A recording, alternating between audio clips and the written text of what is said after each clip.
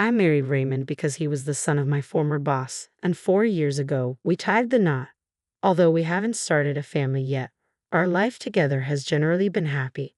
Raymond is dedicated to his work and often travels, which can leave me feeling lonely, but he makes up for it by spending quality time with me when he's home. I first met Raymond through my father, and it wasn't long before he suggested I become a stay-at-home wife. This arrangement gave me the time to pursue my own interests. I took up sewing and knitting, befriended our neighbors, and even started a fitness routine.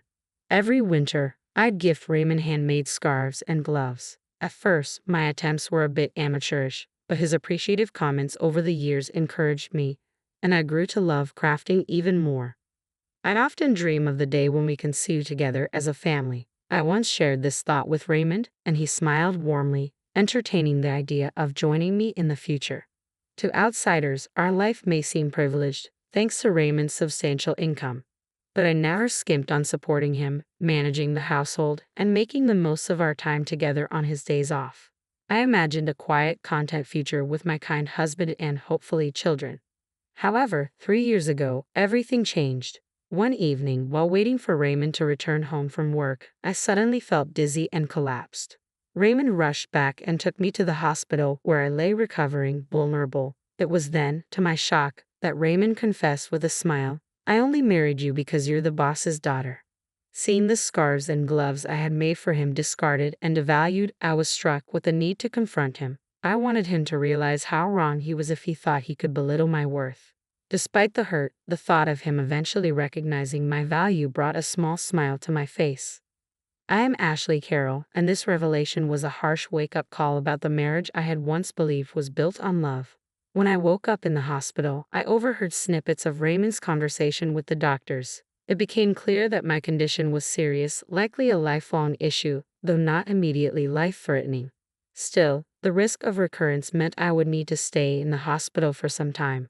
Raymond tried to reassure me during one of his visits, holding my hand gently. "It looks like you'll be here for a while, but don't worry. I'll make time to visit, and we'll get through this together." His presence eased my anxiety, and for a moment I felt that everything might be okay with him by my side. True to his word, Raymond visited almost every day. He asked about my day, and noticing the monotony of hospital life, even brought my favorite sewing tools so we could pass the time together.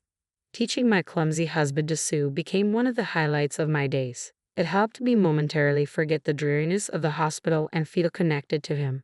This routine continued for about a year, and I knitted a scarf for him as part of our yearly tradition. But after that, his visits grew less frequent. At first, I thought it was just work piling up, so I kept myself busy with sewing, planning to give him a pair of gloves I was making when he visited next.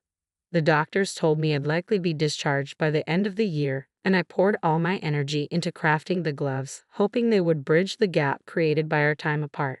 However, when Raymond finally visited after a long absence, his reaction was chilling. He glanced at the gloves I offered and said, "Are you still making these? It's honestly a nuisance now." He then handed me the scarf I had knitted for him the previous year, untouched and pristine, along with divorce papers. Stunned, I could only stare as the reality of the situation sank in. The scarf was as new as the day I had given it to him, and his cold words marked the painful end of a marriage I had once believed was supportive. "Has it been 3 years since your hospitalization?" he remarked casually. "I heard you'll be discharged soon." His indifference was like a sharp blade cutting through everything I had cherished. "I can't keep taking care of you," Raymond said bluntly, pushing the divorce papers toward me. I stared at them, the weight of his words sinking in. His signature was already on the documents, a clear sign of his resolve. I had suspected this might happen, especially after his visits became less frequent, but I had told myself it was just the stress of work, trying to dismiss my fears. The caring Raymond I had known would have kept me informed, no matter how busy he was. As he stood there waiting for my reaction, I managed to ask calmly, "Why do you want a divorce?" It wasn't desperation to hold on to him that prompted the question, but a resigned acceptance. If the gentle Raymond I loved thought divorce was necessary, maybe he was right. Still, part of me was confused. He had promised we would face this challenge together. Raymond's response was harsh and dismissive. "Isn't it obvious? Ever since I married you, all I've had are troubles." I was exhausted, tired of the scarves and gloves I gave him every year. I only married you because you're the boss's daughter, he sneered, his words cutting deep. How can I be expected to deal with your illness on top of everything else? He laughed, and the sound was mocking, dismissing my affectionate gestures as trivial, and my illness as nothing more than an inconvenience. As his words sunk in, I noticed the high-end scarf he was wearing, one I didn't recognize, certainly not one I had made. It was sleek, expensive, far beyond anything I had ever crafted for him. The realization hit me hard. He had never appreciated any of the scarves or gloves I had poured my love into. In fact, he might have found them irritating from the start. Who can even wear a handmade scarf without feeling embarrassed these days? He said, his voice dripping with disdain. Receiving these things is a nuisance now. I felt a wave of sadness mixed with an odd sense of relief. The sadness came from realizing the man I had loved had changed so drastically. The relief, though, was that now I knew the truth. At least the clarity was painful but necessary. Looking at the divorce papers in front of me, I was struck by the contrast. My hospitalization had been a turning point in our relationship, one I hadn't understood until now. After my father retired, Raymond no longer needed to maintain appearances with me. All those visits he made between work commitments, I now saw them for what they were, part of a carefully crafted act to maintain his image. His workplace must have viewed him as a devoted husband, balancing his career and his wife's illness with grace. The sympathy and praise he received from coworkers made it easier for him at work, and he had used my condition to his advantage. When I finally confronted him about it, he admitted without remorse. If I stayed late, I was diligent. If I needed a break, I just mentioned my sick wife. It made things easier.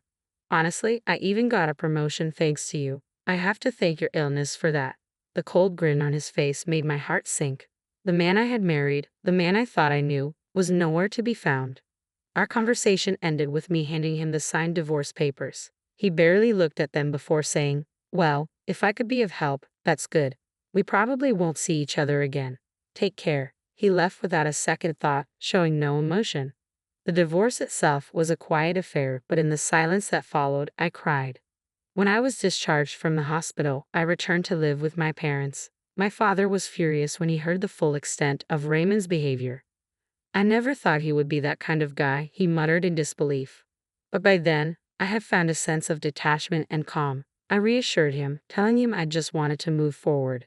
After sorting through my things at the house I had shared with Raymond, my parents supported me, encouraging me to do whatever made me happy. I decided to live with them for the time being, but I wanted one last visit to the house. I needed to collect the rest of my things and close that chapter of my life once and for all. However, when I arrived, I was met with an unsettling surprise. The front door lock was broken.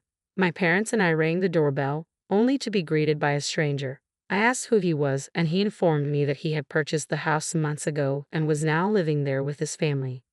My parents were furious, but I chose not to escalate things. Instead, I walked away quietly, my mind racing with questions. I called Raymond, desperate for answers. He answered casually, "Yeah, I sold it while you were in the hospital. I'm keeping the money as compensation. It was my house to begin with, so you have no complaints, right?" His indifferent tone left me stunned, a cold sense of disbelief washing over me. I wished he had told me sooner.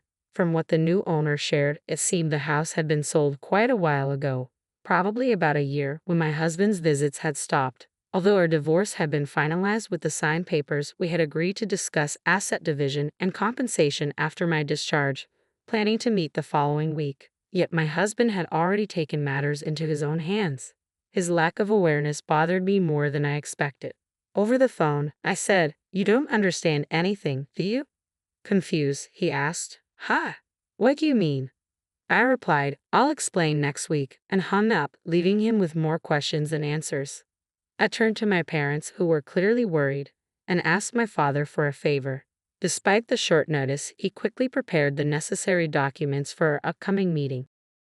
"I've got it already," he said with determination. "There's not much time, but we'll manage." His resolve was partly fueled by guilt. He had introduced me to my husband, and his anger toward him for what had transpired. We sat together at my family's home, my parents and I positioned in a line, facing my husband, who sat alone on the other side. Despite the tension, he appeared unconcerned, even smirking slightly as the conversation unfolded. He claimed, "I'm the victim here. but I don't intend to demand too much. The proceeds from the sale of the house will suffice." His words were laced with arrogance, as though he were being generous. But his smugness was clear. My father's face reddened with anger, and I placed a hand on him, urging him to stay calm. We had the upper hand in this situation, and I knew it. "There's something important we need to discuss first," I began. At that moment, my father presented a document. "The land on which the house stands is owned by me," my father said firmly. I turned to my husband. "The house was in your name," I acknowledged, "but the land belongs to my father." The revelation hit him hard. Though he tried to mask his surprise with a dismissive tone, his eyes betrayed him. "So what? The house was mine. No one has the right to complain. You think you can retaliate with that?" I remained calm. "Yes, the house was in your name, and you probably checked that there were no legal issues with selling it. But let me explain the broader implications." I paused, letting the weight of the words settle in.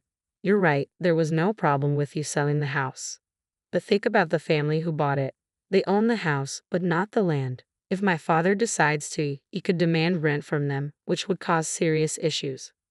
I allowed that to sink in for a moment before continuing. "Of course, neither my father nor I intend to demand rent or evict them. We're not here to cause trouble. However, we can't just give up the rights to the land either. What we propose is selling the land directly to the family, ensuring they have full ownership. That way, they won't face any future legal disputes, and neither will you." The new owners, understandably, were upset when they learned of the situation. They realized that any complications stemming from this oversight would fall on the seller, my husband. They were ready to take legal action if necessary, which visibly unsettled him. I watched as his face turned pale, the realization of the mess he had created settling in. I could see that Raymond finally understood the severity of his mistake. His voice trembled as he asked, "What should I do?" I smiled faintly, keeping my composure. "The best course of action would be for the family to purchase the land from us. That way, they can fully own both the house and the land, resolving any legal ambiguities." I continued, "Of course, they weren't aware they needed to buy the land when they bought the house, and they will likely seek compensation for this unexpected expense. Given the prime location of the land, it could cost more than the house itself." This placed Raymond in a difficult position, but it was the consequence of his own decisions. By selling the house without considering the land ownership, he had created a complex issue, not only for himself but also for the unsuspecting family who had purchased the house. Now, he faced the potential financial fallout from his actions, which could include compensating the new owners for the costs of the land to fix the situation. Raymond's options were limited and financially perilous. If he gave up all his assets, he'd be left with nothing. Alternatively, he could attempt to buy back the house and pay for the land, along with a relocation fee for the family currently living there. This would return the property to his possession, but given the significant costs, especially the relocation fee, it was unlikely he'd make any profit. But beyond the financial mess, there was the issue of emotional damage. I looked at him steadily and said, "Raymond, your actions have caused me significant mental distress. I plan to seek compensation for that. Keep that in mind." Throughout our marriage, Raymond had used me as a stepping stone for his career. Now that I could see his manipulations clearly, I was disgusted by what I had once mistaken for love. I intended to file for damages over the emotional toll his actions had taken, even though proving emotional distress in court could be challenging. Raising the issue, however, was important, especially given his current predicament. As Raymond processed this, my father added fuel to the fire.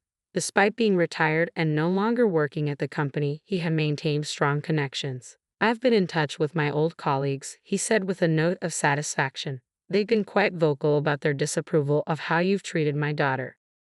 My father's words drove home the fact that Raymond's reputation at work was deteriorating. His unethical behavior was no longer a secret. As we sat across from him, preparing to discuss the terms of property division and compensation, my demeanor was calm but firm. "Now that you understand the situation, we need to settle the division of property and compensation," I stated, clasping my hands and offering a smile. It was a smile very different from those I had given him during our marriage. This one came from someone who had reclaimed their power.